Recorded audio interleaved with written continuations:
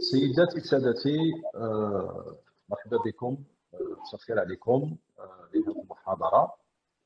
Señoras, señores, muy buenas tardes. Bienvenidos a esta conferencia. Mesdames et messieurs, bien bonjour, bienvenue à cette conférence. Para los amigos españoles, a la derecha está escrito español, traducción simultánea español. Tienen que ir hacia este botón para entender o para escuchar en español la intervención, porque tenemos un traductor. Muchas gracias. Avant donc je vais donc introduire l'intervenant, le conférencier, Monsieur le ministre, qui a été ministre de l'Industrie de janvier 2020 jusqu'à février 2021, et qui était en charge de ces questions thématiques du politique d'investissement, et qui était aussi en charge de parfaire et de mettre en place pour justement développer, améliorer l'investissement général en Algérie. Donc, et principalement toutes les dimensions qui sont un peu l'objet de notre conférence d'aujourd'hui, à savoir l'investissement en général et l'investissement domestique, ensuite l'IDE, l'investissement direct étranger, et le climat des affaires.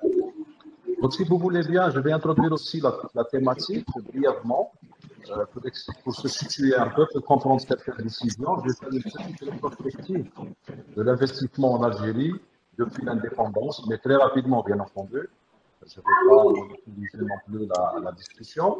Donc, il y a eu, à mon sens, on peut segmenter dans trois périodes. Il y a eu une première période, celle des années 70, où l'investissement était massif pour à l'endroit donc où il y a qui a vu le jour en Algérie. Donc, c'était un investissement qui était imposant et impressionnant surtout, à comparer avec ce qui se passait autour de nous à l'époque. Ensuite, il y a eu l'investissement des années 80 qui a vu l'émergence, on va dire, de l'investissement privé en Algérie. Il y a eu certaines entreprises qui ont engagé et qui étaient des cas d'école. Ensuite, il y a eu l'investissement de la troisième période, des années 2000, où il y a eu une embellie financière. L'Algérie commençait donc à se remettre un peu de la crise qu'elle avait subie durant les 20 années, des années 80, à partir de 86, ensuite la crise multidimensionnelle des années 90. Et donc le pouvoir et nécessaire surtout, l'Algérie accusant un retard considérable dans ce domaine-là. Le problème, c'est qu'à l'époque, au lieu d'inciter l'investissement industriel pour supporter, soutenir ces projets infrastructurels, ils n'ont pas été ainsi. Et on a vu même, quelque part, on a dressé des barrières pour limiter l'investissement, qu'il soit en greenfield, c'est-à-dire un investissement direct étranger, ou l'investissement local aussi, au profit de l'importation, des biens de consommation et des intermédiaires. Donc cela, en 2009, mesure est venue, appelée la mesure 5149, dans la loi de finances complémentaire de 2009, est venue, si l'on veut, donner un coup d'arrêt pratiquement. Hein. Ça a été démontré par les études faites suite à cette action de freiner l'investissement globalement en Algérie. Et puis en 2014, après la crise pétrolière, on a constaté que les autorités sont restées sur leur position, on va dire. Hein. Donc, jusqu'au jour où il y a eu cette mobilisation et ce mouvement populaire qui, entre autres, on était la cause aussi, hein, donc ces histoires économiques et surtout ces histoires d'investissement. Et puis, tout de suite, le gouvernement en place a pris les choses en main et a décidé de libérer l'investissement, bien entendu, pour pouvoir laisser l'économie nationale s'internationaliser, se libérer de toute restriction. Et nous avons donc le premier gouvernement qui date de janvier 2021, donc il s'est impliqué fortement à ces actions-là, ces inflexions nouvelles pour améliorer le climat d'affaires, pour améliorer les politiques d'investissement, etc. Donc je vais laisser, si vous voulez, donc la parole à Monsieur le ministre, Monsieur Farhat Aïtali, pour qu'il nous explique un peu l'esprit de ces nouvelles inflexions en matière de politique d'investissement et pour nous dire qu'en est-il du processus de libérer l'investissement en Algérie, où en sommes-nous par rapport donc, aux décrets applicatifs, etc. Et quels sont les objectifs attendus. Voilà, donc grosso modo, j'ai planté le décor, je suppose, et je donnerai la parole tout de suite à Monsieur le ministre. À vous la parole. Merci, Sébastien Abdallah. Mesdames et messieurs, bonjour. Mon intervention d'aujourd'hui porte sur les mesures et réformes légales apportées par les pouvoirs publics algériens en modalité et aux facilités d'investissement pour les investisseurs tout autant nationaux qu'étrangers, en partenariat ou en solitaire. Il faudrait quand même savoir, dans un cadre rétrospectif, que jusqu'à l'année 2009, un investissement entre 1999 et 2009, on peut dire durant les 10 premières années, était quand même assez libre. Il n'y avait pas beaucoup d'avantages fiscaux en matière d'encouragement à l'investissement, mais pour la liberté d'investir, les 10 premières années, les 2 premiers mandats de l'ex-président étaient quand même assez libéraux en matière d'investissement et ça a encouragé toute forme d'investissement nationaux et étrangers. Le problème qui s'est posé à notre arrivée, c'est que nous avions constaté déjà bien avant que la loi de finances complémentaire pour 2009 et la loi de finances complémentaire pour 2010 ont pratiquement fait intrusion dans le champ des investissements. Elles ont révisé l'ordonnance 0103 portant justement code des investissements. Alors cette fameuse ordonnance qui était assez libérale quand même et qui garantissait les investissements a été charcutée, je dis bien, je pèse mes mots, en 2009 par intrusion de plusieurs articles de la loi de finances complémentaire pour 2009 qui ont introduit justement certaines obligations aux opérateurs étrangers désirant investir en Algérie. Les dites obligations à l'époque ne gênaient pas beaucoup certains opérateurs, mais étaient répulsives pour tout investissement sérieux désirant intervenir dans notre pays. Je cite à titre d'exemple, si un investissement lourd d'une grosse multinationale ou d'une grande société capitalistique devait intervenir en Algérie, il était obligé quand même d'avoir 51% à accorder au partenaire local. Et il se trouve qu'à cette époque-là, le partenaire local, en général, c'était des privés, n'avait pas l'assiette financière nécessaire pour pouvoir justement postuler à cette forme de prise de participation dans les partenariats. À titre d'exemple, pour un investissement de 2 milliards d'euros, le partenaire local ne pouvait pas mobiliser le milliard qui lui revenait pour intervenir, et les étrangers en général, et c'est tout à fait leur droit, n'étaient pas très attirés par ce genre de partenariat à association forcée. Les partenariats, nous avons estimé, nous, à notre arrivée, qu'ils devaient être suscités par l'intérêt commun des 2 parties à s'associer dans un partenariat et non pas par une obligation légale. Nous n'avons pas à imposer une partie nationale à des parties étrangères comme associés ou obligés.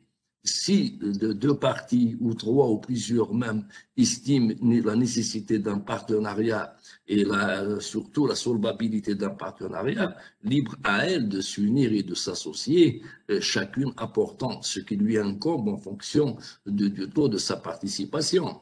Mais que ce soit un texte de loi qui oblige une partie étrangère à être minoritaire dans un partenariat, nous avons estimé que ce n'était pas logique pour pratiquement 99% des activités, en dehors de quelques-unes.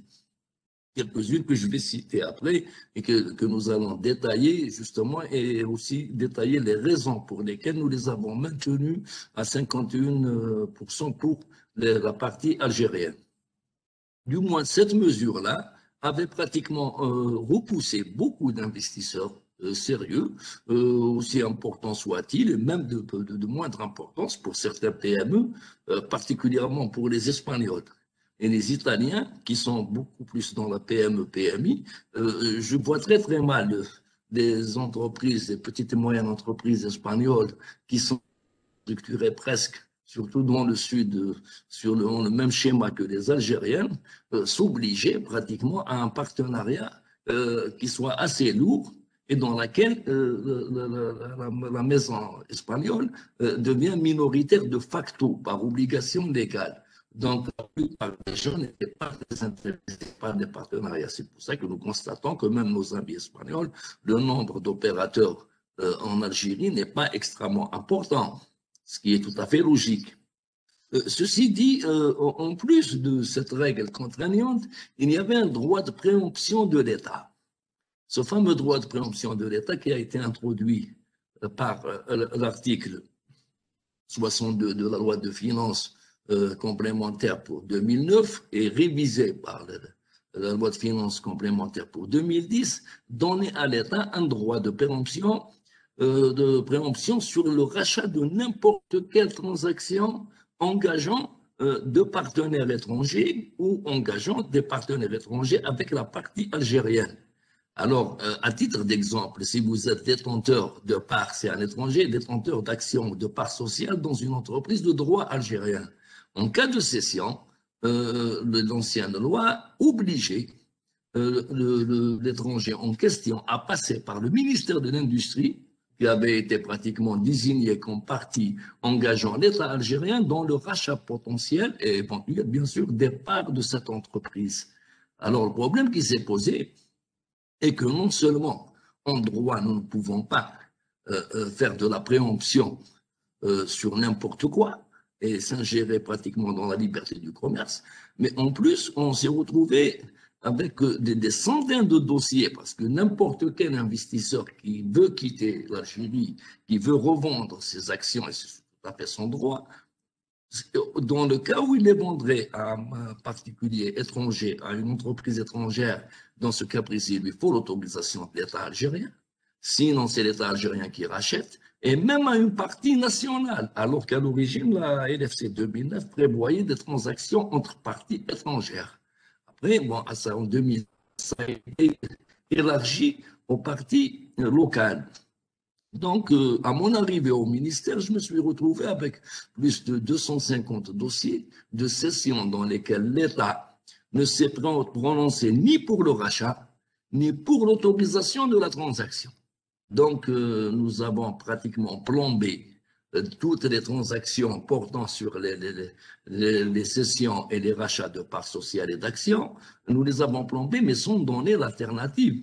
Parce qu'en droit universel, la préemption sous-entend que dans le cas où toute partie dont l'État refuse la finalisation d'une transaction entre deux parties, dans ce cas précis, l'État est tenu, la partie en question qui fait préemption, est tenue de racheter au prix déclaré par les deux parties. Or, dans la loi de finances complémentaire pour 2010, nous avons pratiquement introduit à l'époque une hérésie. Et cette hérésie consistait à dire que nous allons préempter, mais l'État algérien se réserve le droit d'estimer la juste valeur de la transaction. Et dans ce cas précis, pratiquement à titre d'exemple, si une transaction d'1 million d'euros se passe entre deux parties étrangères ou entre une partie étrangère et algérienne, l'État non seulement s'offre le droit de préempter, mais en plus il peut estimer que c'est 500 000 euros, que c'est 100 000 euros, ce qui n'est pas logique.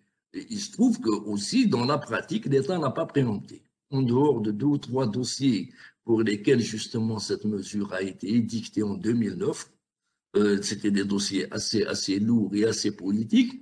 Pour le reste, l'État n'a jamais préempté à ce jour. Mais on n'a pas laissé ces transactions se terminer, ce qui n'est pas du tout attractif pour les investissements. Donc, à notre arrivée en 2020, Et avec l'accord pratiquement de, je dirais, l'intégralité du gouvernement, et aussi surtout l'accord du président de la République, qui pratiquement avait la même vision, a toujours la même vision que nous sur cette question-là, nous avons décidé dans l'urgence de réintroduire à travers les lois de finances et la loi de finances complémentaire pour 2020, de nouvelles dispositions qui casseraient justement l'ancien système qui était répulsif aux investisseurs. Donc, c'était pour nous une urgence, avant même d'élaborer un code des investissements, parce qu'un code des investissements, avec toutes les résistances que cela supposait, c'était assez lourd, justement, à élaborer dans l'urgence. Donc, dans l'urgence, la loi de finances complémentaire pour 2020 a prévu, en son article 49, de limiter la règle des 51-49 à des secteurs stratégiques précis. Et ces secteurs stratégiques-là, je ne pense pas que dans la plupart des pays au monde, les États les cèdent facilement à des particuliers, à des privés. En général, même, ils sont publics.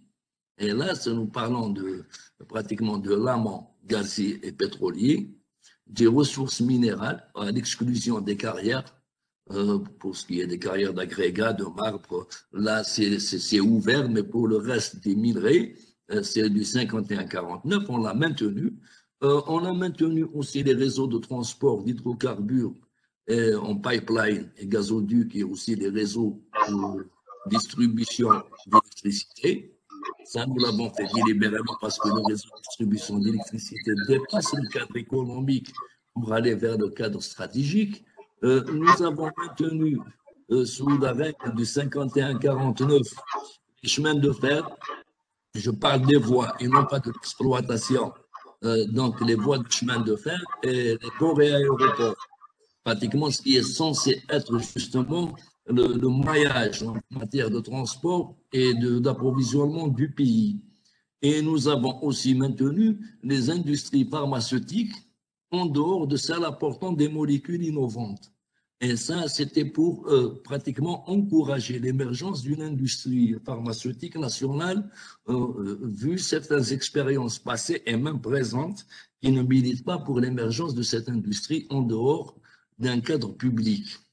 Donc ça, nous les avons maintenus dans le cadre du 51-49, mais pour tout le reste, nous avons libéré toute activité de production de biens et de services. Quand je dis bien toutes, c'est toutes. Tout producteur de biens et de services de droit étranger est autorisé à entrer en Algérie, à apporter ses capitaux et à investir au choix. Il peut investir à 100%, comme il peut avoir de partenariats. Ça ne relève même plus de l'obligation ou de l'intrusion de l'État dans ce genre de choix. Maintenant, pour ce qui est de droit de préemption, la logique aurait voulu qu'on l'abroge purement et simplement parce qu'il n'existait pas précédemment, mais comme justement il a été créé pour pallier un vide juridique qui a créé des précédents assez fâcheux dans certaines rétrocessions de parts entre parties étrangères, durant les années 2007 à 2009, il y a eu beaucoup de cessions de parts entre parties étrangères sur des actifs algériens qui n'ont pas été dans l'intérêt de l'État algérien. Donc, nous l'avons abrogé par l'article 52 de la LFC 2020, mais remplacé par un droit de regard, ce qui n'est pas du tout la même chose parce que la préemption sous-entend obligation d'acheter. Et il n'y avait pas de délai précis pour l'État et l'État s'était octroyé le droit d'estimer le bien à acheter. Là, c'est un droit de regard pratiquement qui concerne beaucoup plus la nature de l'acquéreur que la transaction elle-même et son montant. Donc, il se peut que pour n'importe quel État au monde, nous estimons qu'une partie étrangère postulant pour le rachat d'actifs algériens ne soit pas la mieux indiquée pour les intérêts de l'Algérie, ou peut-être représenterait éventuellement une menace quelconque. Et là, c'est plutôt limité à travers la planète. Nous ne fabriquons pas des ennemis à l'appel. Nous avons 2 ou 3 parties à tout casser qui ne seraient pas les bienvenus dans les capitaux des entreprises algériennes, mais pour tout le reste de la planète, le problème ne se pose pas. Donc, ce droit de regard qui existe pratiquement dans certaines législations, même européennes. Moi, je l'avais constaté dans le code des étrangers pratiquement français en matière d'investissement. Le ministre de l'économie est autorisé à émettre une autorisation pour toute pratiquement prise de participation, alors là qui dépasse les 25% dans une entreprise de droit français, alors que c'est un pays libéral. Et je pense qu'il y a beaucoup de pays au monde qui ont ce genre de texte. Donc nous avons pratiquement maintenu ce droit de regard. Pour le reste, il n'y a strictement aucune restriction. Donc pour les fonds d'investissement, pour les entreprises et pour les particuliers étrangers qui souhaiteraient investir en Algérie, la garantie de rapatriement des dividendes et des capitaux et la liberté de cession de leurs actions et de leurs actifs à toute partie qui souhaitent, qu'ils estiment être aptes à récupérer ces actifs, a été réouverte sans pouvoir discrétionnaire de l'État et de l'administration algérienne. Bien sûr, en dehors de ce fameux droit de regard qui, comme je le répète, ne va pas toucher plus de 1 pour 1000 peut-être de toutes les transactions qui auront à faire à l'avenir. Ceci dit, ça c'était dans l'urgence pour lever les 2 points noirs de la législation algérienne en matière d'investissement. Ces 2 points qui obligeaient justement les parties étrangères à se soumettre à un diktat en matière d'association et aussi en matière de retour sur capital et de cession d'actifs et de parts. Là, nous avons levé ces 2 contraintes-là par les articles 49, 50, 51 et 52 de la loi de finances complémentaire pour 2020. Ça a été un petit peu éclairci aussi par l'article 138 et 139 de la loi de finances pour 2021. Dans le cas de 51-49, effectivement aussi, nous avons maintenu des activités de négoce. Sous la règle du 51-49, quand on parle de négoce, les activités d'importation. Qu'un producteur étranger établi en Algérie dans le cadre, en dehors du cadre de 51-49, ou même dans ce cadre-là, qui importe pour ses propres besoins des intrants, autre chose, ceci ne le touche pas. Mais beaucoup se sont installés et spécialisés dans l'importation de biens de consommation et d'équipements destinés à la revente en l'état. Et là, beaucoup de parties, de toute façon, de plusieurs continents se sont installés depuis le début des années 2000. Or, la plupart de ces investisseurs, entre guillemets, parce que là, c'était vraiment du négoce, en ont profité beaucoup plus pour positionner leurs propres produits, leurs propres tarifs et selon leurs propres règles de qualité. Donc, c'était beaucoup plus des sortes de réceptacles locaux, de produits déjà choisis d'avance, ce qui plombait le droit du consommateur et aussi de l'économie algérienne à avoir un choix assez large en matière d'importation de biens et de services. Donc, nous avons maintenu le 51-49 pour ce qui est des activités de négoce et de revente en l'état. Et d'ailleurs, pratiquement il y a 3 ou 4 pays dont les ressortissants se sont spécialisés dans ce genre d'activité, dont les entreprises sont spécialisées dans ce genre d'activité. Et je pense que l'Espagne n'est pas du tout pratiquement concernée par ça, parce que quand j'ai vu un petit peu les statistiques du CNRC, 80% en termes d'effectifs des gens impliqués dans ce genre d'activité, c'est pratiquement l'Orient et l'Extrême-Orient. Et pour le reste, c'est quelques pays, enfin un pays d'Europe ou 2 pays d'Europe avec de grosses entreprises. Et là, rien n'a été fait au hasard. C'est après étude de dossiers, après étude de contentieux passés et présents d'ailleurs, qui sont énormes en matière de surfacturation et en matière de fraude en nature sur les produits importés. C'est pour ça que nous avons estimé que introduire une partie algérienne dans ce genre d'activité n'était peut-être pas une garantie en matière de probité ou de patriotisme, mais c'était une garantie d'avoir une partie locale en cas de contentieux sous la main et sous les yeux. Sinon, pour le reste, pour les investissements tendant à produire aussi bien des biens de consommation que d'équipements, que des services, quels que soient les services, en dehors des services marchands, ça peut aller à l'hôtellerie, les études, pratiquement les nouvelles technologies. Nous avons ouvert le champ à l'investissement étranger à 100%. Maintenant, nous avions d'autres perspectives en matière de développement de l'industrie nationale, de l'industrie algérienne. Dans un passé assez récent, nous avons tout fait pour détruire le tissu de sous-traitance locale et nous n'avons pas été assez attractifs pour les équipementiers et sous-traitants étrangers, que ce soit des PME, PMI ou de grosses entreprises équipementières. Donc, nous avons introduit, par le biais justement de l'article 55 de la LFC 2020, nous avons introduit une disposition qui, en plus des avantages généraux du régime d'investissement qui existe déjà dans le cadre de l'ancien code des investissements, enfin celui actuellement en vigueur, nous avons introduit des exonérations pour les matières et intrants pratiquement importés ou acquises localement, des exonérations quasi totales de droits et taxes pour les matières importées, et nous parlons de matières premières brutes utilisées par les équipementiers dans le cadre de leurs activités de transformation. Donc, pratiquement toute activité de transformation primaire destinée à produire des équipements ou des biens ou des composants destinés à un usage général ont été exonérés. Et ceci pour essayer quand même justement d'être attractif pour les équipementiers. En Algérie, ce qui manque le plus justement, c'est ce tissu de sous-traitants et d'équipementiers qui existait dans le passé. Je me rappelle très bien que jusqu'à la fin des années 90, une bonne partie de nos besoins en pièces de rechange et d'équipements, de petits équipements servant à la réparation générale ou à la maintenance, étaient produits en Algérie. Subitement, tout ça a disparu.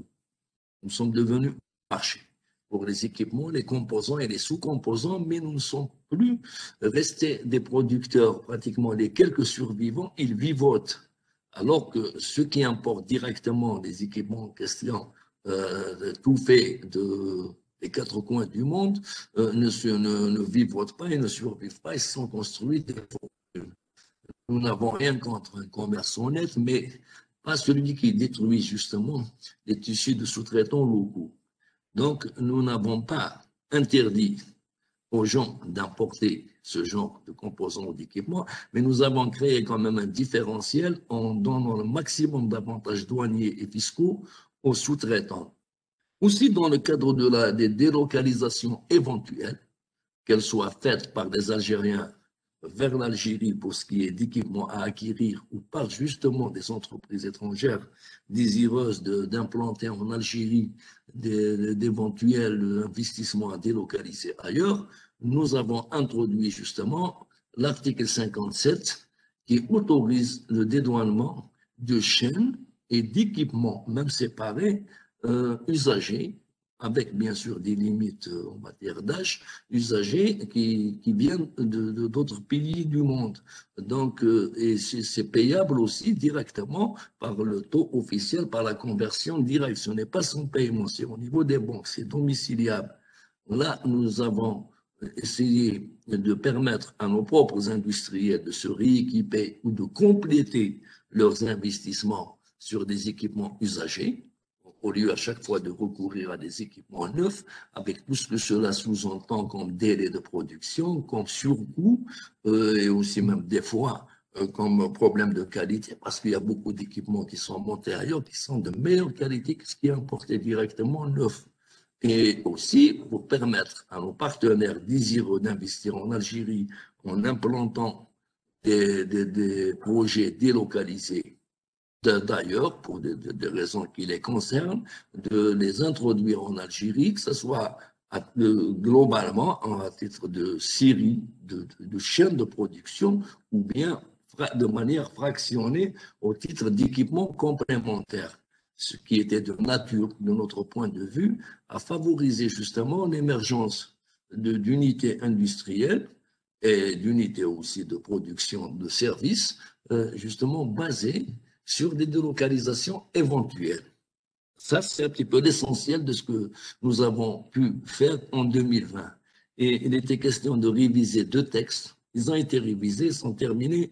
Il ne m'appartient pas à moi maintenant de les faire passer et de les élaborer. Il appartient à mon collègue successeur de faire passer ce que nous avons laissé. Mais en tous les cas, le code des investissements avait été révisé. Le code foncier, parce qu'il existe aussi un problème de foncier.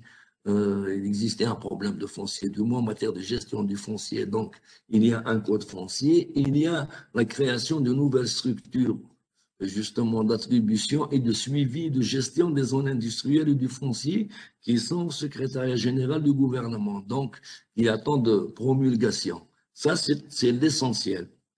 Avec le nouveau code des investissements qui est pratiquement finalisé au niveau du SGG, on verra après. Maintenant, il appartient à mon successeur de prendre la suite. Normalement, nous aurons cerné l'intégralité du côté juridique et du côté légal et réglementaire en matière d'investissement en Algérie. La finalité pour nous étant d'arriver à un climat d'affaires qui garantit ces périmètres d'investissement.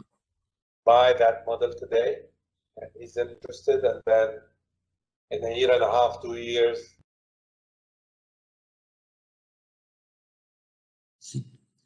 Donc, je disais que l'essentiel pour nous, c'était de garantir aux investisseurs, même locaux, et surtout locaux aussi, parce que jusque-là, beaucoup de pays parlent d'attractivité en matière d'investissement, mais oublient que l'investisseur, quelle que soit son origine, il n'y a pas de distinction dans le traitement.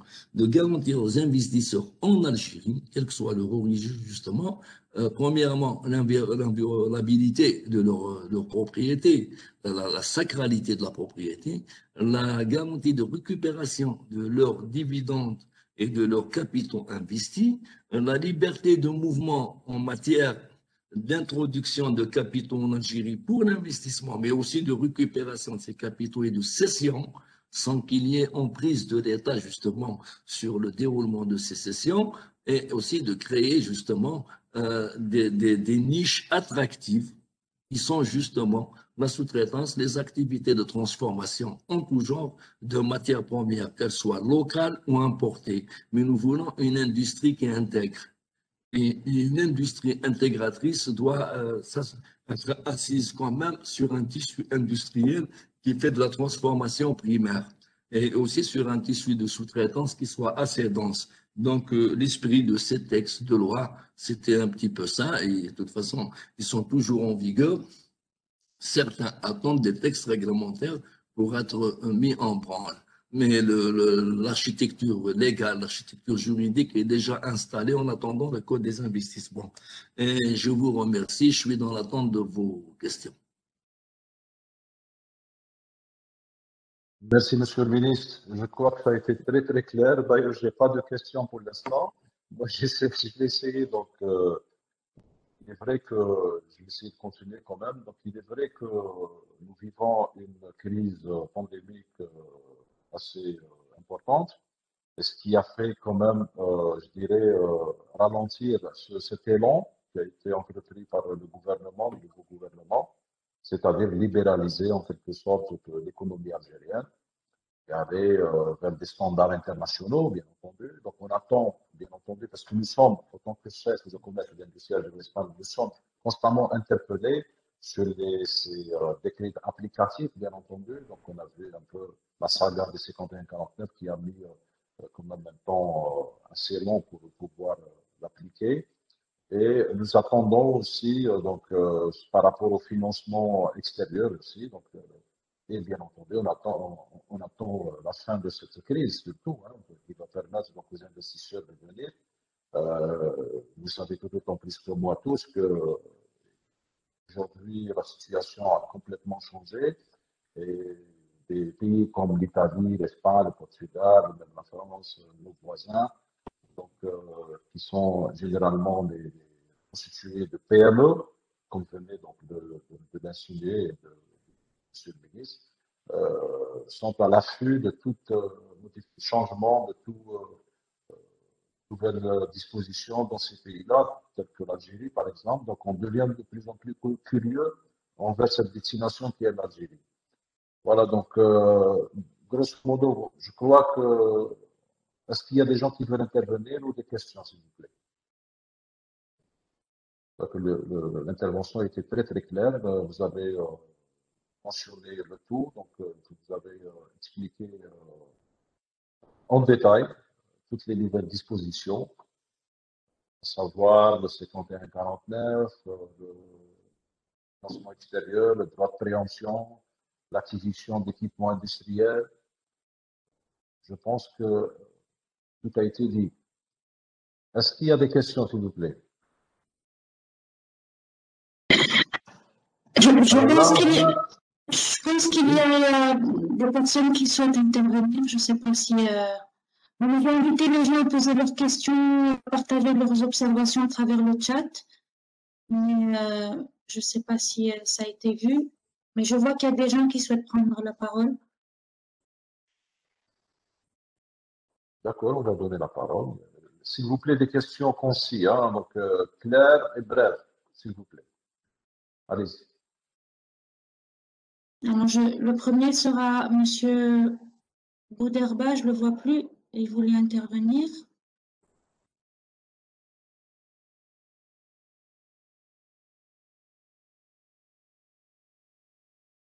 Vous pouvez activer votre micro, M. Bouderba? J'arrive. Ah oui. Maintenant, oui. Oui. Oui, maintenant, je l'ai. C'est bon. Je n'avais pas de son tout à l'heure. Est-ce que vous m'écoutez? Très bien. Bonjour, messieurs, dames. Merci de votre invitation. Et je voudrais, à ce titre, amicalement saluer mon ami Sifon Hataï Ali, qui est une vieille connaissance que j'ai découvert agréablement dans mon combat contre le monopole des importations de matières premières à l'époque, en ma qualité de président de l'association des céramistes algériens. Et son aide a été précieuse pour avoir non seulement gain de cause, mais surtout... La question, c'est M. Bouderba. Votre question.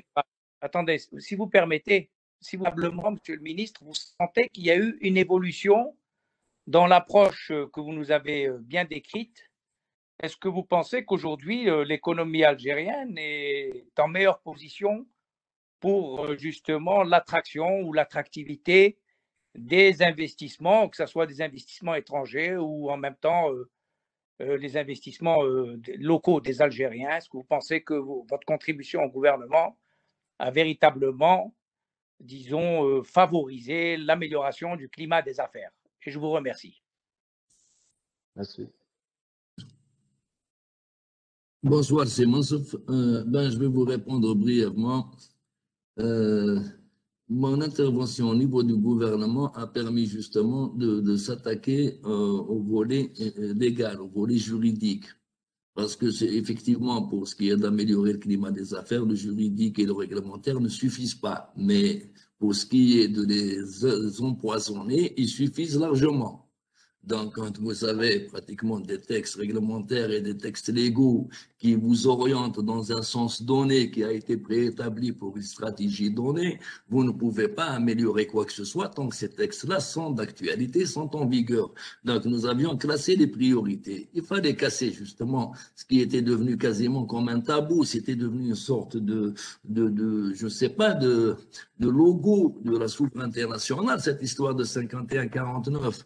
D'ailleurs, pour ne rien vous cacher, je suis descendu personnellement à l'Assemblée nationale défendre les articles concernant justement l'abrogation de ces règles-là, alors qu'une loi de finances complémentaire ou non est présentée par le ministre des Finances.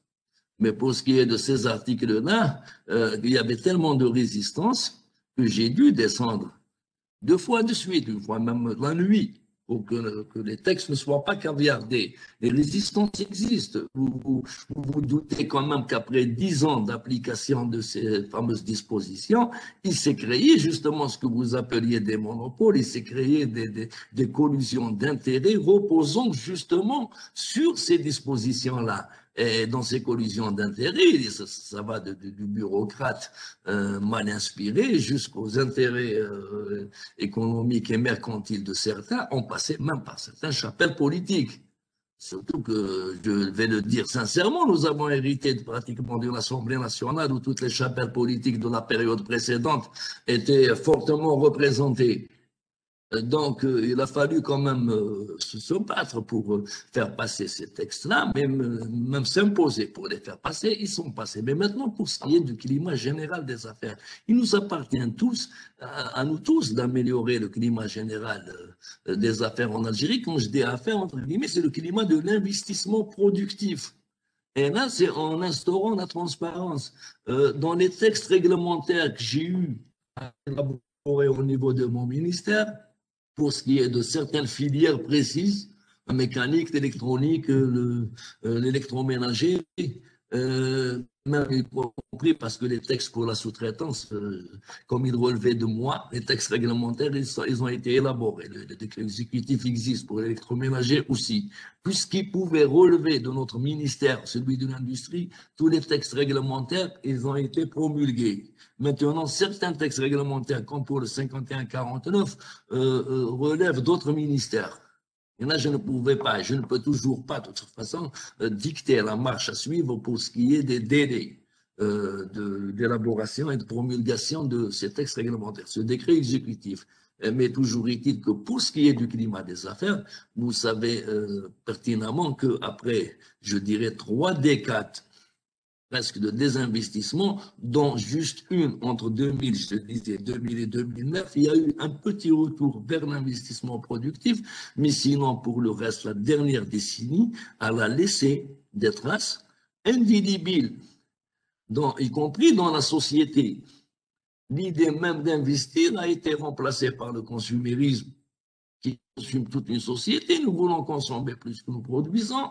Le gros de ce qu'on appelle le climat des affaires consiste beaucoup plus pour certaines parties à élargir la sphère de toutes les spéculations possibles et imaginables. Et moi, je ne me suis pas inscrit dans l'amélioration du climat des affaires, entre guillemets, mais dans l'amélioration du climat des affaires saines, des investissements sains, et la garantie surtout à tout investisseur sérieux et sain qu'il ne lui arrivera pas de mésaventures en cours de réalisation ou d'exploitation ou même de cession future de ces actifs. C'est sur ça que nous avons joué au plan légal, mais maintenant pour améliorer le climat à tous les niveaux, et il nous appartient d'être pédagogue et explicite et de convaincre le groupe des partis, y compris nos amis étrangers, qu'il n'est pas dans l'intérêt de toutes les parties de continuer sur un cheminement qui pratiquement fluctue entre la spéculation et la magouille, de suivre justement ces textes-là, de libéraliser au maximum, mais aussi d'encadrer. Quand je dis encadrer, ce n'est pas bureaucratiquement. Quand les textes sont clairs, vous n'avez pas besoin de fonctionnaires. Moi, quand on me parle de transparence, moins le texte est clair, plus il est opaque, moins il y a de repères, plus il y a d'intrusion de l'administration. Et plus il y a d'intrusion de l'administration, forcément, plus il y a d'intrusion de partis ayant intérêt à faire intrusion. Donc, nous avons fait des textes qui peuvent paraître lourds, mais qui sont clairs. Et justement, c'est de cette clarté que viennent les garanties des partis. Merci. Merci beaucoup, Monsieur le Ministre. Nous avons une autre question. Quelqu'un qui souhaiterait prendre la parole, si vous m'entendez, Monsieur Benaïcha, pour lui activer le micro, c'est Monsieur... Oui, je vous entends. Monsieur Souhil Meddah, qui souhaiterait poser une question. Voilà. Allez-y, Oui, Monsieur bonjour, Souhil. merci. Bonjour. Merci beaucoup, bonjour. Merci pour votre invitation et merci à Monsieur le ministre pour sa présentation. J'ai une question qui concerne le financement par la dette financière extérieure, que ce soit à travers, que ce soit pour les opérations ou des investissements qui sont créés dans le cadre des IDE. La question du financement extérieur par la dette financière sa situation, sa position, comment qu'on la voit, comment elle a été abordée, est-ce qu'il y a un traitement prévisible pour ça? Et deuxièmement, aussi la même chose pour les entreprises, les investissements qui ont été créés dans un cadre local sans passer par les IDE, c'est-à-dire des entreprises de droit algérien qui ont été créées par des partenaires locaux. Ça d'une part. Je voulais aussi vous poser la question sur les IPE, les investissements en portefeuille étranger. Je sais que ça appartient à notre secteur, mais je voulais avoir votre avis sur la possibilité, sur la possibilité d'ouverture de ce volet-là, qui est très important, surtout en matière de flexibilité. Je sais qu'il est en relation avec la balance des paiements, mais est-ce que vous voyez que il est nécessaire aussi de s'ouvrir sur ce volet-là? Merci beaucoup. Merci. Bonsoir, Cyril. Je suis heureux d'entendre ta voix, ça fait un bon bout de temps, je ne sais pas vu. Bon, ceci dit, pour ce qui est du financement par recours à l'endettement, je ne sais pas ce qu'on peut sous-entendre comme recours à l'endettement extérieur, mais à partir du moment où l'article 52 de la LFC, justement en 2020, a abrogé pratiquement toute disposition passée interdisant l'apport direct en capitaux de la part d'investisseurs étrangers, à partir de là, pratiquement les capitaux étrangers sont les bienvenus. Et nous estimons aussi que un opérateur ou un investisseur étranger qui vient en Algérie avec ses propres capitaux, et là une créance effectivement sur l'Algérie, mais à condition qu'il cède ses actifs un jour. Mais tant qu'il n'a pas cédé ses actifs, c'est un investissement comme un autre. Comme nous lui avons justement, par les précédents articles, garanti pratiquement la cession et le maintien, enfin toute la vie de son investissement est garantie, y compris dans la cession et le transfert des produits de cette cession. Donc à partir de là, le recours au financement extérieur est ouvert. Maintenant, pour ce qui est de l'endettement, il n'y avait pas de texte interdisant l'endettement. Juste un article de la LFC, toujours en revenant à cette fameuse LFC 2009, qui interdisait le recours au financement étranger, qui interdisait le recours à d'autres établissements que les établissements financiers locaux. Ça veut dire nationaux, implantés en Algérie. Donc, à partir du moment où on obligeait les gens à se financer en Algérie, on avait fermé la voie de recours au financement extérieur, y compris sous forme d'apport en capitaux. Alors, dès que pour ce qui est de l'investissement, à un moment donné, en 2016, le gouvernement Sellal avait fait une petite ouverture qui s'est vite refermée en matière justement d'autorisation des financements extérieurs. Mais aujourd'hui, nous pouvons dire qu'à partir du moment où cet article a été abrogé, il n'existe strictement aucun texte de loi qui empêche le recours à des financements extérieurs. Et d'ailleurs, dans beaucoup de projets futurs, projets structurants et à forte valeur capitalistique, mais surtout qui ont vocation à créer de la valeur ajoutée. On ne parle pas d'investissement dans d'autres domaines qu'économiques. Hein. Nous parlons de domaines économiques. À titre d'exemple, le port de Cherchell, par exemple. Dans ces cas-là, il a été prévu quand même un financement extérieur. Donc, l'Algérie future ne sera pas fermée au financement extérieur. À titre d'exemple, je vais vous citer certaines appréhensions de certains partis. À tort ou à raison, ils estiment que tout apport financier d'une partie étrangère est censé être une sorte d'endettement de l'Algérie, qui sera en train de facto la réexportation non seulement des dividendes sur les capitaux investis, mais ça entraîne une dette qui éventuellement, en cas de difficulté financière, va alourdir le fardeau du pays. Alors que moi je dis clairement que dans les investissements qui ont été faits dans le passé en recourant aux banques algériennes pour les financer, nous sommes pratiquement dans les mêmes conditions. Si vous prêtez à quelqu'un pour investir chez vous et que demain, il a amorti son crédit par les valeurs ajoutées créées chez vous, et il peut réexporter pratiquement ses dividendes en cours d'exploitation, comme il peut réexporter l'intégralité du produit de cession de ses actifs, même si c'est vous qui les avez financés. Donc cette histoire d'engagement et d'endettement envers l'extérieur par rapport de capitaux ne tient pas la route en termes de garantie de souveraineté pour l'État. C'est pour ça que nous avons abrogé justement le fameux texte et nous estimons que l'économie mondiale aujourd'hui, elle est interdépendante et les investissements sérieux, c'est ceux qui engagent justement les capitaux de l'investisseur dans tout le cheminement de l'opération et non pas ceux qui sollicitent les capitaux du pays d'accueil de l'investissement. Dans cette optique-là, nous sommes pratiquement ouverts. Et la loi telle qu'elle elle existe jusque-là, depuis 2020 du moins, elle permet le recours aux financements internationaux, y compris en portefeuille justement, parce qu'il faudrait bien qu'on arrive à permettre à des prises de participation. Bon, on ne va pas revenir aussi au syndrome de la privatisation qui, à un moment donné, a terrorisé les gens parce qu'il a engendré des catastrophes sur certaines privatisations, mais je ne vois pas personnellement pas d'inconvénient. Il n'existe pas actuellement un texte du niveau loi qui interdit justement ce genre de prise de participation. Merci.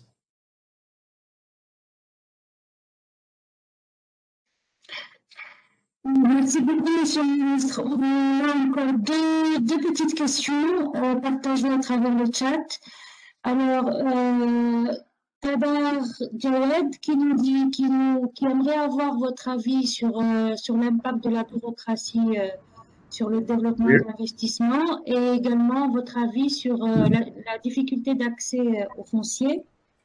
Et une seconde question de la part de Hakim Boulhares qui nous demande si des leviers de communication sont envisagés autour de ces nouvelles mesures d'assouplissement de l'investissement. Bon, nous allons commencer par Sidjawed et la première question. Donc, en ce qui concerne l'impact de la bureaucratie, s'il y a quelqu'un qui a bien ressenti cet impact de la bureaucratie sur l'économie algérienne, c'est bien moi. Et en parlant de bureaucratie, j'en avais à peu près 600 sous mes ordres. 600 rien que dans le bâtiment dans lequel j'étais censé officier en tant que ministre. Et ce n'est pas évident. Mais quand on parle de bureaucratie, il y a beaucoup de cadres aussi de grande qualité qui font leur travail correctement, qui essayent de faire pour le mieux. Mais il y a toute une faune bureaucratique, et j'en suis sûr dans tous les secteurs, dans tous les ministères et dans toutes les administrations, qui ne peut pas s'adapter facilement à une nouvelle donne dans laquelle son pouvoir, je dirais, de nuisance ou même de pression se réduit comme peau de chagrin. C'est pour ça que nous avons commencé par les textes, parce qu'avec les textes, il leur est difficile. Habituellement, la bureaucratie avait atteint le stade suprême dont rêvent tous les bureaucrates. C'est celui d'arriver au pouvoir de décision politique. À un moment donné, il fallait quand même constater que c'était des promotions de bureaucrates qui ont pris la décision politique en otage, y compris dans les assemblées supposées élues. Donc, on s'est retrouvé dans une situation où les textes étaient faits de manière opaque pour permettre certains monopoles, pour permettre certaines positions de force, pour permettre aussi à la bureaucratie de nuire. Et mais ces textes-là, ils passaient. À partir du moment où nous avons fermé justement certains robinets qui permettaient à cette bureaucratie d'imposer ses desiderata et ses cheminements tortueux en matière de gestion d'investissement, il y a eu des résistances. Il y aura toujours des résistances tant que les mentalités n'ont pas changé, mais il faut bien commencer quelque part. En attendant de voir changer les mentalités, il est question de changer l'ordre légal. Quand on change l'ordre légal, les mentalités s'adaptent avec le temps. Et ceux qui ne s'adaptent pas, ils finissent par être broyés. Mais bon, il y a quand même de temps en temps des retours de manivelle où la bureaucratie arrive à avoir le dessus, du moins provisoirement. Mais là, il appartient aussi aux autorités politiques d'avoir une vision stratégique de l'économie du pays qui ne fasse pas de concessions justement à la bureaucratie ou à toute autre forme de nuisance, parce que nous n'avons plus le droit à ce genre de concession. C'est une orientation vers l'avenir ou un retour vers le passé. Nous n'avons pas d'autre choix, la stagnation n'existe pas. Maintenant, pour ce qui est du foncier, le foncier industriel, franchement, c'est vraiment le monstre du Loch Ness algérien. Tout le monde en parle, personne n'a vu exactement en quoi consiste le nœud du problème. Quand je suis arrivé, j'ai trouvé quand même que la plupart des wilayas avaient du foncier à récupérer. Mais en même temps, il y avait des demandes par milliers pour le foncier industriel. Alors, j'étais curieux de savoir pourquoi il y avait des milliers de demandes en instance et en même temps, il y avait des milliers de lots non utilisés. Donc, moi, ce dont je doutais, c'est que les milliers de demandes en instance ne valaient pas mieux pour la plupart par rapport aux milliers de demandes qui ont été satisfaites dans le passé, qui n'ont rien donné de bon. Et c'est ce qui m'a poussé justement à demander au Wali de commencer par récupérer déjà ce qui n'a pas été utilisé avant de discuter de l'avenir. Maintenant, pour ce qui est d'un investisseur algérien, s'il n'avait pas été entraîné de facto sur cette fausse piste du foncier industriel qui crée la richesse, qui donne droit au crédit, on n'en serait pas là. Nous avons élaboré, j'ai bien dit que nous avons présenté un amendement de la loi foncière et même créé un office national du foncier industriel pour éclairer définitivement la lanterne des opérateurs sur les modalités d'attribution, sur les droits et devoirs de tout un chacun en matière de foncier. Voilà.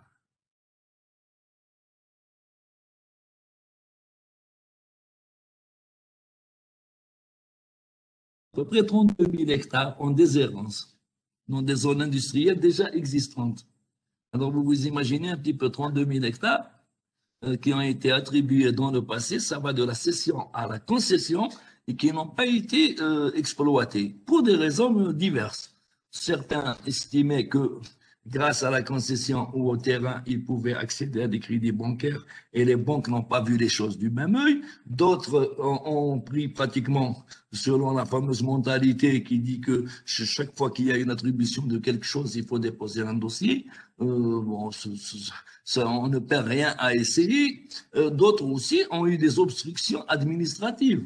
En revenant à cette fameuse bureaucratie, parce que la dispersion des centres de décision entre le foncier, le crédit, pratiquement l'on dit, l'encouragement à l'investissement, la dispersion de ces centres de décision a fait que vous pouvez accéder à un avantage dans un centre et ne pas accéder à un avantage dans un autre. Et comme un investissement, c'est quelque chose où tout est complémentaire, c'est un organisme assez quand même complexe, s'il y a juste un centre de décision qui vous empêche d'avancer, vous n'irez pas loin. Donc, vous allez vous retrouver avec un foncier que vous ne pourrez pas exploiter.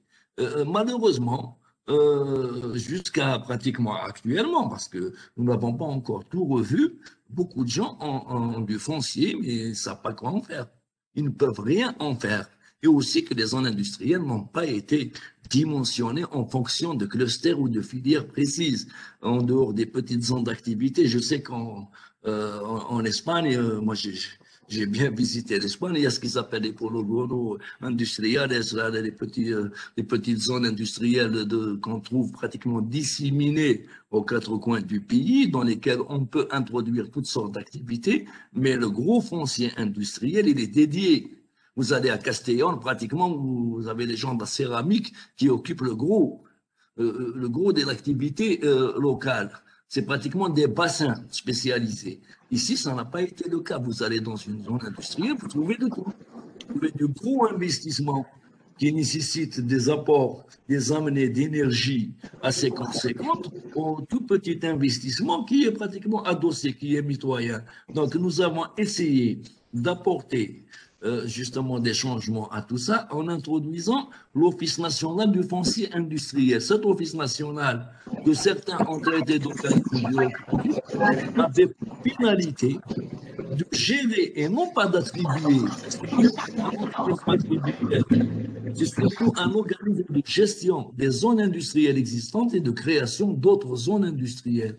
Et pour éclaircir définitivement les modalités d'accès au foncier industriel, nous avons élaboré un barème à 10 repères avec une ponctuation à 100 points qui permet justement de classer les investissements éligibles en fonction de superficie demandée, en fonction d'une notation, en fonction de ces critères-là, que ce soit en matière d'emploi, en matière d'innovation technologique, d'apport en capitaux, en matière d'utilité aussi de l'investissement à la région ou au pays, mais de manière à introduire une certaine transparence et des critères de notation. On laisse peu de place à l'intrusion de l'administration et de son pouvoir discrétionnaire. Maintenant, jusque-là, tant que le décret sur la création de l'office et les arrêtés instruisant les barèmes d'évaluation du projet n'ont pas été promulgués, nous en sommes toujours le cas pirate qui a lui-même ses propres critères d'estimation, mais nous sommes toujours dans le schéma ancien. Mais la manière dont nous avons lancé les textes qui sont aujourd'hui dans le pipe, logiquement, c'est la population pour la chapitre du foncier qui plombe l'investissement, non pas du foncier qui promouvoit l'investissement. Parce que jusque-là, nous estimons que le foncier en Algérie, il plombe l'investissement. Dans beaucoup de pays, le foncier industriel, il s'achète. Ici, nous l'accordons pratiquement à titre de concession avec beaucoup d'avantages.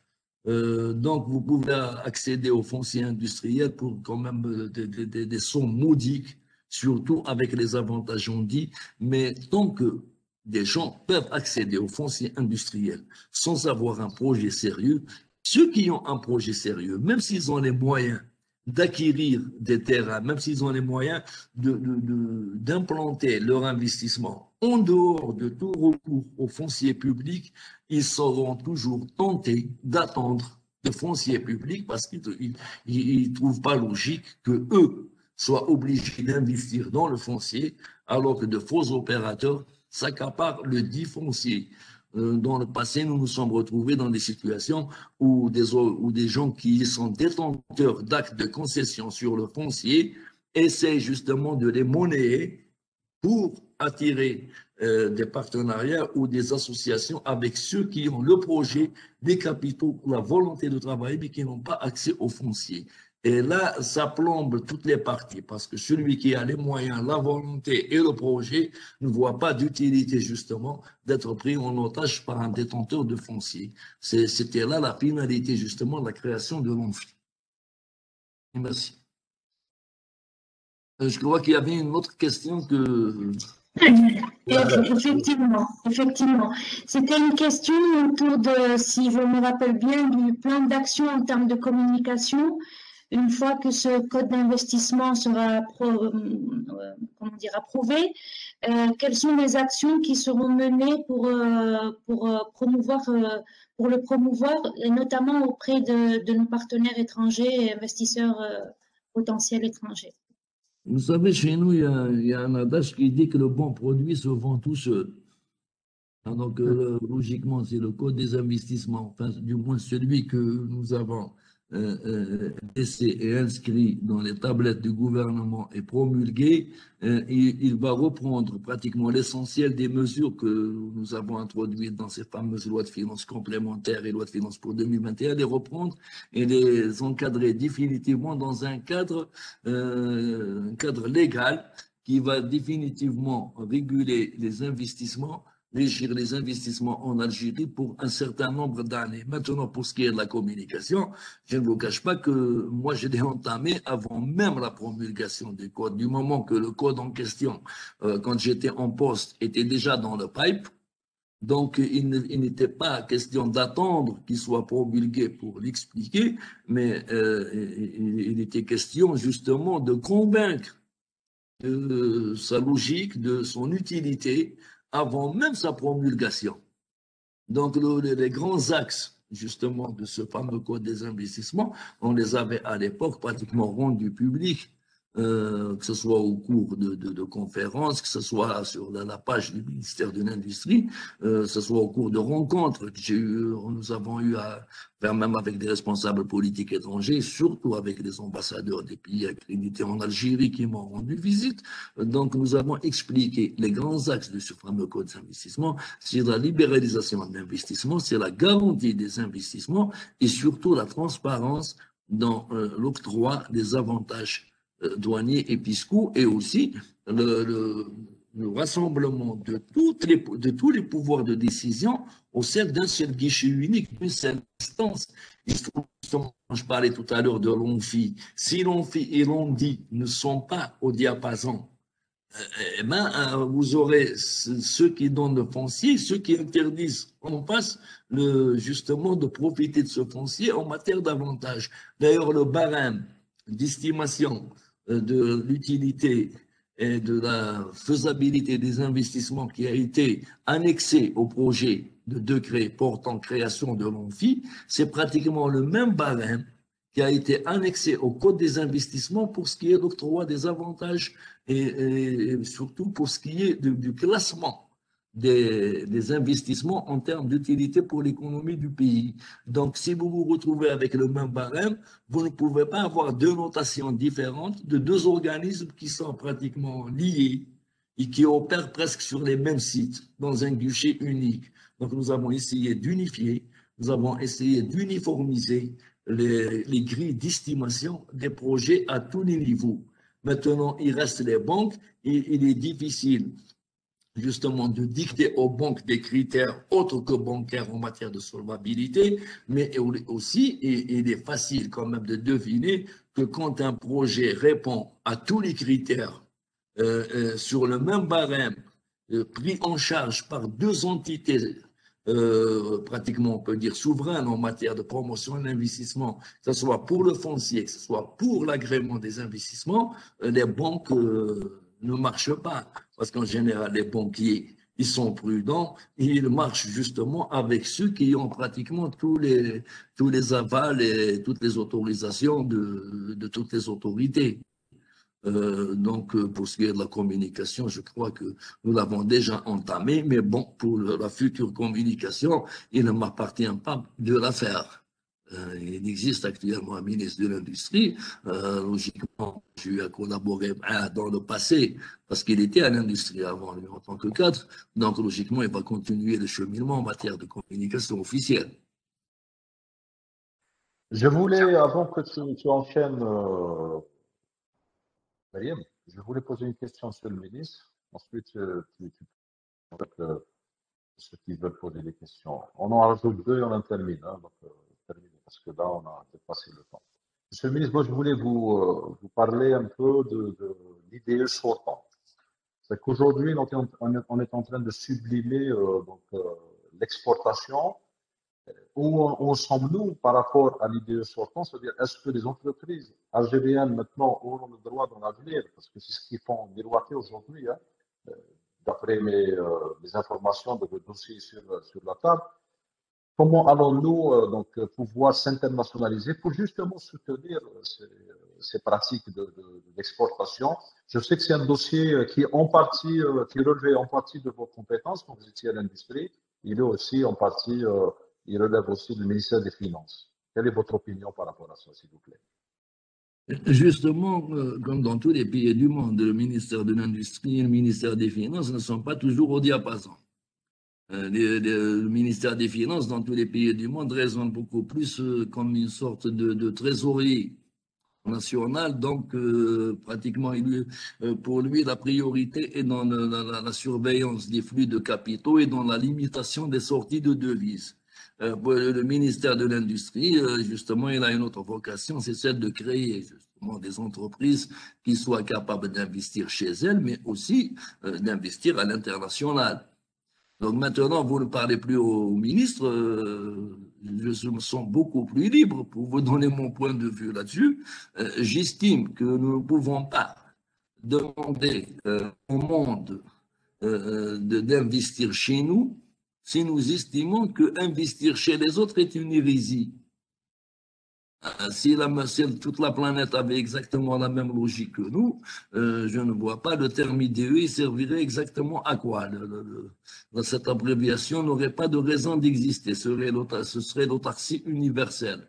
Donc pour moi, toute entreprise algérienne qui estime avoir une opportunité à l'international, normalement devrait profiter de cette opportunité, moyennant bien sûr des règles bien claires pour ce qui est des rapatriements des dividendes et pour ce qui est des garanties de rapatriement de capitaux. De toute façon, ce qui est admis pour les parties étrangères investissant en Algérie pourrait être tout aussi bien exigé aux parties algériennes investissant ailleurs, mais je vois très très mal pourquoi on découragerait des Algériens d'investir à l'international. Maintenant, au niveau du ministère des Finances, ils ne sont pas opposés à cette vision à l'époque où on devait justement essayer de libéraliser ça, mais bon, les fonctionnaires, comme je l'ai dit tout à l'heure, ils font beaucoup plus dans le ralentissement que dans l'opposition frontale.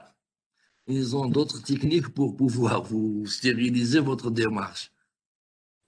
Voilà. Vas-y, Mariam. Merci. Merci beaucoup encore une fois pour tous ces éclairages. Alors, comme disait M. Bouabdallah, on va donner la parole à 2 personnes avant de clôturer la séance. Monsieur Diawad, une nouvelle fois, je pense qu'il a d'autres questions encore à poser. Et puis, on clôturera avec Monsieur Hayeb également, qui a exprimé une question sur le chat. Donc, on commence par Monsieur Diawad. Si vous pouvez activer le son, je vous ai autorisé à le faire à travers la plateforme. Très bien. Oui, bonjour, messieurs, dames. Donc, je vous remercie pour l'invitation. Je remercie en particulier mon ami Jamal. Et je remercie également Farhat pour l'intervention, pour ses éclairages. Moi, je me suis fait un petit peu, donc, on va dire, une spécialité un peu donc, de suivre les IDE, comme Jamal un peu. Donc, je suis en train de préparer un doctorat dans ce sens. Et je suis un petit peu sur le plan théorique et sur le plan pratique aussi, parce que je suis un on va dire, directeur général de groupe au niveau du secteur public. Donc, j'ai presque 28 ans dans le domaine. Et les questions que j'ai posées, ce sont donc des questions d'ordre pratique et théorique aussi.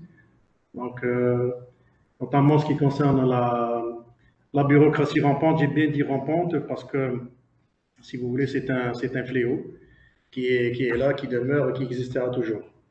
Et qui fera en sorte que toutes les bonnes décisions qui sont prises donc, en termes d'attractivité trouveront toujours des embûches. Des embûches, comme vous le dites si bien, cette stratification, si le mot est adéquat, donc de contrôle et de prise de décision, donc au niveau des fonctionnaires, vous l'avez dit tout à l'heure, donc fonctionnaires, ils sont peut-être que je vais dire un mot un peu péjoratif, ils sont à côté de la plaque, carrément quand il s'agit donc d'investissements fonds, parce qu'on n'avance pas donc sur la bonne ligne. Et il est malheureux de le constater comparativement donc à nos voisins, ce qui se passe donc un peu autour de nous avant de partir donc sur la rive nord.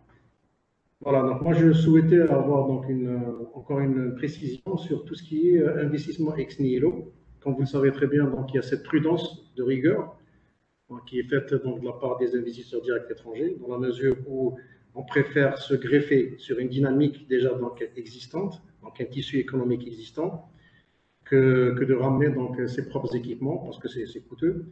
Et qu'en est-il maintenant avec ces nouvelles dispositions?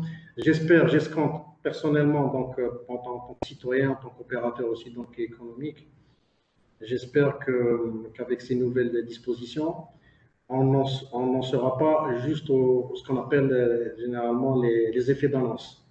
Donc,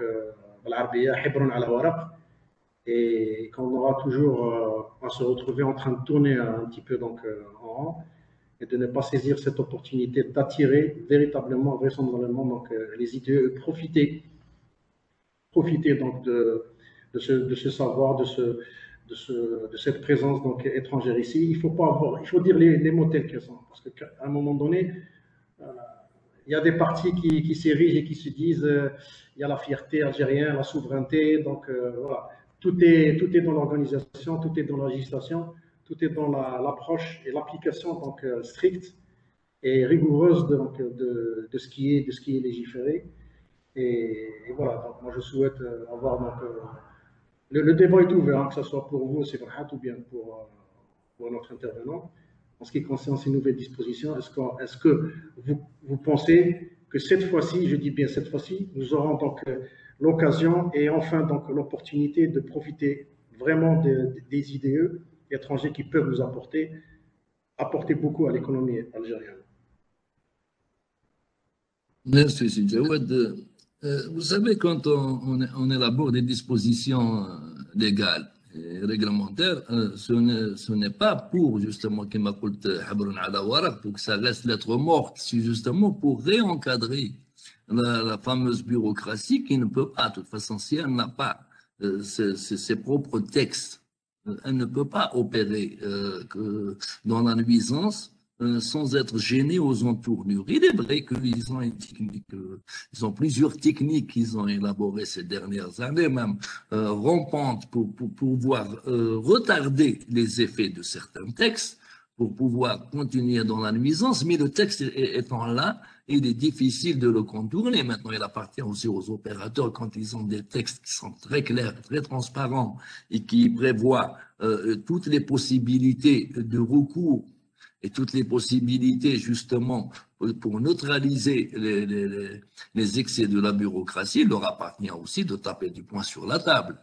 Parce que là, si certains opérateurs même se sont rendus dans un passé complice de cette bureaucratie pour s'accaparer des privilèges indus, mais d'autres aussi étaient pratiquement tétanisés par la dite bureaucratie, mais aussi tétanisés par des textes qui desservaient les bons investisseurs. Maintenant que nous avons des textes qui sont censés servir les bons investisseurs et desservir les combines en tout genre et les monopoles indus, il appartient aussi aux opérateurs, qu'ils soient algériens ou étrangers, d'exiger leur dû dans n'importe quel pays au monde. Si vous avez des textes qui sont clairs, mais vous avez en face des gens qui refusent de les appliquer, il reste maintenant la tierce partie, celle qui peut justement exiger leur application sur le terrain, y compris par le recours. Parce que dans tous les textes que nous avons élaborés, je parle déjà des décrets exécutifs, ceux qui sont déjà sortis, du moins pour mon secteur, le recours à toutes les juridictions est garanti, il est ouvert avec des délais précis, des conditions précises. Donc il est difficile quand même pour cette fameuse bureaucratie de nuire quand les textes sont clairs. Maintenant, c'est quand les textes sont opaques que ça pose problème. Maintenant, pour ce qui est justement de l'arrivée de capitaux en Algérie, pour essayer je dirais, d'investir dans l'existant, nous avons deux catégories. Maintenant, si des parties étrangères estiment qu'il est intéressant d'investir avec des parties privées en Algérie, que cette partie privée en Algérie estime que cet apport en savoir-faire en capitaux étrangers peut lui être utile, les textes le prévoient. Il n'y a pratiquement aucun inconvénient. J'ai dit que nous avions cassé justement les textes qui interdisaient aux capitaux privés ou même publics étrangers d'intervenir en Algérie dans des prises de participation. Mais maintenant, si on parle du secteur public, le secteur public, c'est un cas un peu spécial. Là, ça devient pratiquement une sorte de privatisation. Moi, je ne suis pas dogmatique, je ne suis pas contre la privatisation, mais je suis contre la privatisation empirique, la privatisation dans la précipitation, et aussi telle qu'elle s'est faite de manière opaque entre 2001 et 2010.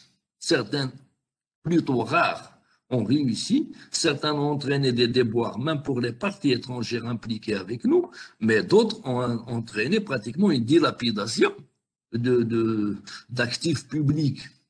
Nous nous sommes retrouvés avec des partenariats boiteux, avec des prises de participation étrangères qui n'avaient de prise de participation que le nom. Donc, pour ce qui est des groupes publics, ça va être déjà une discussion sur l'utilité, les modalités de leur privatisation avant même de parler d'implication de capitaux étrangers ou nationaux. Quant à leur privatisation et les conditions selon lesquels ils pourraient éventuellement être privatisés aux plus grands avantages de l'économie algérienne, seront pratiquement déclinés clairement. À partir de là, je ne vois pas d'inconvénient à ce que les capitaux soient locaux, nationaux ou bien étrangers. Mais tant qu'on n'a pas dit exactement quoi que c'est, moi je prévoyais pour certains groupes une luxe en bourse pour essayer au moins de lever des capitaux locaux dormants dans la société, histoire de redresser certains groupes, surtout ceux qui ont toutes les chances de viabilité. Mais bon, sinon, je ne vois pas d'inconvénient à l'apport de capitaux étrangers à condition qu'on tranche définitivement la question de la privatisation éventuelle de ces groupes. Voilà.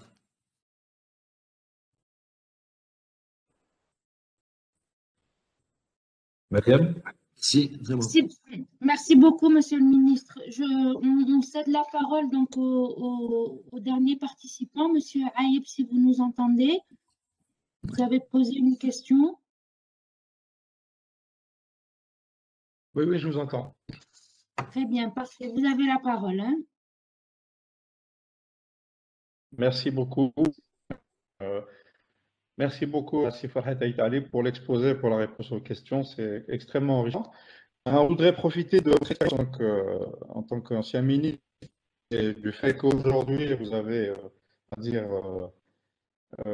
parole un peu plus guillemets, vous pouvez vous exprimer de manière plus directe. Donc, la question que je posais concerne le constat qu'on fait sur le manque de cohérence des différents secteurs économiques. Je pensais notamment à ce qu'on peut voir, ce que projette par exemple, le secteur de l'énergie, le secteur de l'industrie, culture, le secteur de l'eau. On voit bien qu'il y a de cohérence et vous soulignez tout à l'heure qu'il est extrêmement important pour le développement du pays qu'on ait une vision stratégique claire et qu'on soit aligné dessus. Dans le cas, je disais, est-ce que c'est une malédiction chez nous? Ou alors est-ce qu'on peut espérer avoir une meilleure coordination entre les différents secteurs? Et donc, dans ce cas-là, qu'est-ce qu'il faudrait faire? On sait que les défis sont complexes, ils sont importants, mais on sait aussi qu'on a un potentiel énorme économique et humain en Algérie.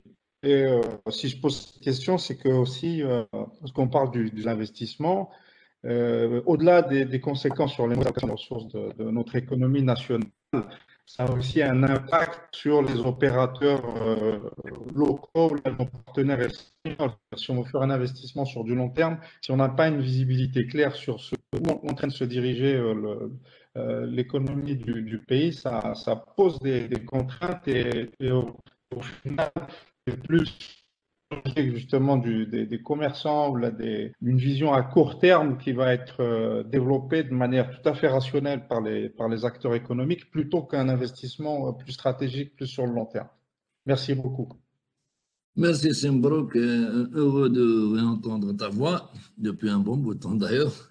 Ceci dit, pour ce qui est de l'incohérence, pour ce qui est de l'incohérence entre les différents secteurs, première vue, comme ça, vu de l'extérieur, ça peut paraître de l'incohérence, mais dans les faits, nous nous retrouvons avec des secteurs déjà eux-mêmes pas faciles à redresser un par un. Donc, nous sommes arrivés en 2020, pratiquement tous les secteurs étaient sinistrés, que ce soit pour des scandales passés, des fausses politiques, des textes à revoir, ou même certains textes, par exemple dans le secteur de l'énergie, la loi sur les hydrocarbures, il fallait élaborer ces textes d'application. Donc, pratiquement chaque secteur s'est attelé déjà à essayer de redresser ce que pouvait être redressé dans son secteur précis, et surtout les secteurs stratégiques, énergie, industrie, pratiquement enfin, tous les secteurs économiques, agriculture. Là, nous nous sommes retrouvés en but déjà, je dis, à une bureaucratie très organisée, très synchronisée, qui, elle, se connaît, pratiquement il se gère entre secteurs, mais qui empêche justement une synergie entre les secteurs. Maintenant, pour ce qui est de la vision d'ensemble, elle existe, cette vision stratégique. Autrement, nous n'aurions pas eu un accord, plus ou moins un consensus sur par exemple, la casse des fameuses règles édictées en 2009 par l'ancienne équipe. Là, quand je dis l'industrie, c'est le ministère de l'Industrie qui a fait les propositions, mais tout le gouvernement était d'accord et tous les ministères économiques pratiquement avaient épousé cette vision des choses. Maintenant, c'est dans l'immédiat, comment attirer les investisseurs? Mais pas les attirer à tout prix, les attirer vers une vision économique à court, moyen et long terme.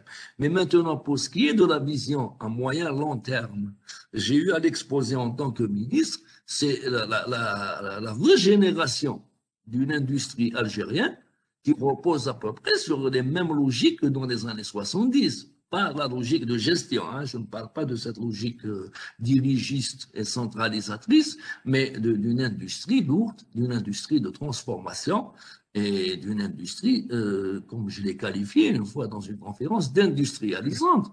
Nous ne pouvons pas continuer à nous inscrire dans la marche du monde avec rien qu'avec des petites PME, PMI qui génèrent de la valeur ajoutée, mais de la valeur ajoutée en interne, pour alimenter le marché interne avec des intrants importés à 80%. Vous ne pouvez pas aller loin avec 80% de votre chiffre d'affaires en intrants importés. Il n'y a plus d'intrants, vous disparaissez. Donc, c'était ça notre vision à moyen long terme, mais j'estime que c'est la seule possible. En matière d'agriculture, la vision, elle est claire, s'il a été créé un office national de l'agriculture saharienne, justement du foncier aussi agricole, c'est justement pour pouvoir lancer les grandes exploitations moyennes, les grandes exploitations industrielles sur des règles plus claires et plus franches que dans le passé sur les fameux projets qui ont été initiés au Sud, qui n'ont pas connu beaucoup de succès. D'ailleurs, en parlant d'agriculture saharienne, nos amis espagnols ont eu des expériences avec nous. Donc, à l'avenir, je pense qu'une bonne partie du partenariat en matière d'agriculture intensive dans les zones où il y a justement de l'albien supérieur, je pense que les Espagnols sont les mieux placés pour de partenariats futurs dans ce domaine-là. La PMI, PME locale est censée justement se greffer sur une grosse industrie et non pas prendre la place de la grosse industrie. Aucune ne doit prendre la place de l'autre. Dans les années 70, nous avons négligé la PMI-PME. Ça nous a été coûteux. Dans les années 80 et 90, nous avons cassé la grosse industrie au profit de la PMI-PME. Ça n'a pas été le plus intelligent. Je crois qu'une symbiose entre les deux, dans un concept où nous avons une industrie de base qui fournit nos PME et des PME qui permettent justement d'avoir des débouchés à cette industrie de base, c'est ça la vision stratégique, et là je pense que le gros des secteurs la partagent. Maintenant, je le dis bien, au niveau du ministère des Finances, l'urgence ayant été durant l'année 2020 et même jusqu'à présent à colmater les brèches financières d'une gestion hasardeuse dans le passé, ils n'avaient pas exactement les mêmes ambitions que nous. Et ça, c'est connu. En général, les trésoriers sont plus réalistes, mais plus mitigés. Donc, pour se projeter dans l'avenir, il ne faut jamais compter sur les trésoriers. Sur les trésoriers, il faut compter pour éviter de glisser dans l'immédiat. C'est pour ça qu'il y a eu quelques incohérences dans la démarche avec eux, mais tous les autres secteurs sont inscrits dans une démarche au long terme. Et merci, monsieur. Merci beaucoup. Je crois qu'on est venu à la fin de cette conférence. On a dû remarquer qu'il y a beaucoup de pertinence dans la démarche qui vise justement à améliorer ces politiques d'investissement à travers ces dispositions que Monsieur le ministre Ferhat Aït-Ali nous a exposées aujourd'hui. Pourvu qu'il y ait de la cohérence, bien entendu, qu'on venait de le relever, mon ami Mbrouk. Donc les départements, parce qu'un investisseur direct étranger, il veut aussi étudier le système fiscal, il veut étudier le système bancaire, etc., etc. Donc on va dire que l'Algérie est en marche vers un investissement beaucoup plus libre, beaucoup plus transparent, Je crois que les propos de Monsieur le ministre ont été très très clairs et je le remercie beaucoup d'avoir accepté cette invitation et d'avoir débattu avec nous donc, sur ce sujet pertinent qui est l'investissement en Algérie. Et puis je vous le dirai à tous à une prochaine fois, Inch'Allah. Gracias a nuestros amigos españoles y hasta luego. Au revoir. Merci. Au revoir.